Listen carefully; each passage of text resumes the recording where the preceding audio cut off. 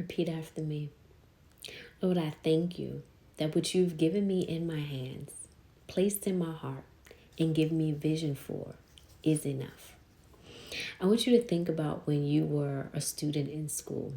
Oftentimes you had to bring supplies, a book bag, paper, pen, pencil, crayons, markers, scissors, glue, depending on the age, a calculator, lunch money, lunch items. Either way, you had to show up to school with something. Most of the time, it was something to add to whatever it was that you were learning. Now, the bulk of the information came from the teachers, came from the school, but you still had to do your part and bring your items so that you can put what you have and add it to what it was that they were giving you. I want you to think about that in real life. In the Bible, we have two examples that I want to talk about of people bringing what they had. So in 2 Kings 4 1 to 7, we hear a story about a widow woman who thought that she and her sons, or definitely her sons, would be sold because she didn't have enough to pay her debt.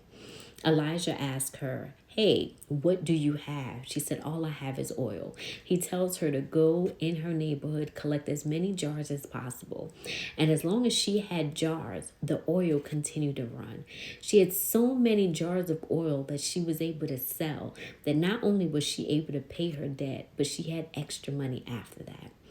In Matthew 14 13 to 21, Jesus is speaking to over 5,000 men. And at the end, they're hungry. He wants to feed them. He's like, there's no way we can let them go like this. So he asked those in the crowd, or I should say, a little boy comes out of the crowd with 5 loaves and 2 fish. Jesus takes that, prays over it, breaks it, and has enough to feed the 5,000 and then some. What I'm trying to tell you is, in this season of your life, what you have is enough.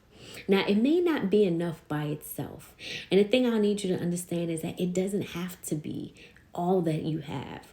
But understand that God is going to add to it. He's going to take the little you have, the little you're willing to bring, and he's going to multiply it. I need you to believe that as long as you're partnering with God, he can give you what it is that you feel you don't have. God never created us to do it alone. We're always supposed to do it with him. So my prayer for you is, God, whatever it is that you're trying to get your people to understand, to bring, to add on, that they will do it willingly, that they'll realize that their math is what little they have, and as much as you want them to have from it, they shall. May they receive it.